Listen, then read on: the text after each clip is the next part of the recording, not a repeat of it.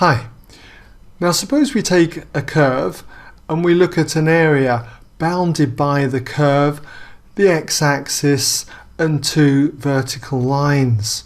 Now if we take this area and spin it about the x-axis, we generate what is called a solid of revolution. And in this tutorial what I'm going to show you is how we can find the volume of such a solid. And also in a later tutorial what I want to do is extend this work to taking an area trapped between two curves and now revolve it around the x-axis. You'll notice we generate this solid of revolution, kind of like a funnel with this hollow in it, okay? And in these tutorials we find volumes like this by using integration methods. Now suppose we have a finite region bounded by the curve y equals f of x, the x-axis and the lines x equals x1 and x equals x2. And if we rotate this region about the x-axis through 360 degrees or the equivalent of 2 pi radians, then what we generate is this solid of revolution. And if we want to find the volume of this solid of revolution, it can be shown that it's equal to pi times the integral of y squared with respect to x, going between the limits x1 to x2. So we've got our limits there, x1 to x2. Now I'm giving you this formula here without any proof. But in a later video what I'll do is I'll show you how it is derived. But for now all I want to do is just show you how we can use it. So we've got an example here. I've got the curve y equals x squared plus 1 and we have this region here bounded by the lines x equals 1 and x equals 3 and the x-axis. And if we rotate this through 2 pi radians or 360 degrees about the x-axis, we generate this solid of revolution. And if we're going to find out the volume of this, we'll call it the volume V.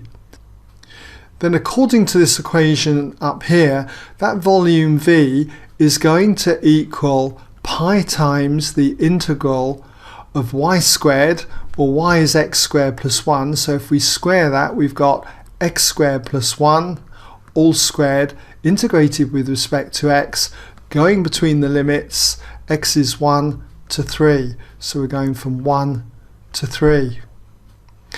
So in the usual way what we would need to do is expand the brackets, so we've got the integral from 1 to 3 of, and expanding the brackets gives us x to the power 4 plus 2x squared plus 1. And we're integrating that then all with respect to x.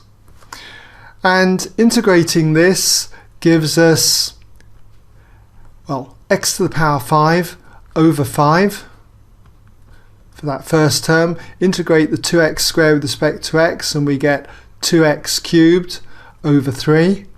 And finally integrating 1 with respect to x just gives us x. And that's going between the limits then 1 to 3.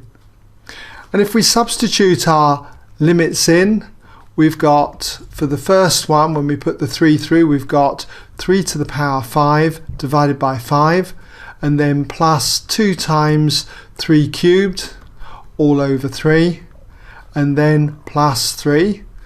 And then for that, we now subtract what we get when we put 1 through. So you're going to get a fifth for that first term. And then for this term that will be 2/3, and then for the last term here it'll be plus 1. Now if you use your calculator to work this out in terms of pi, what you get is 1016 over 15 pi. And because it's a volume, I like to write units cubed. Not that you necessarily have to write that. I doubt whether you're going to lose any marks in an exam, but as I say, being a volume, I would always do something like that.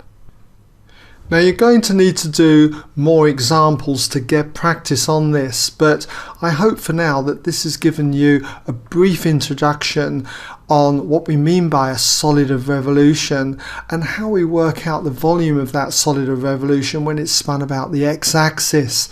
It's given by this formula. Now in later tutorials what we'll do is extend this idea, and also I'll show you how we derive this formula.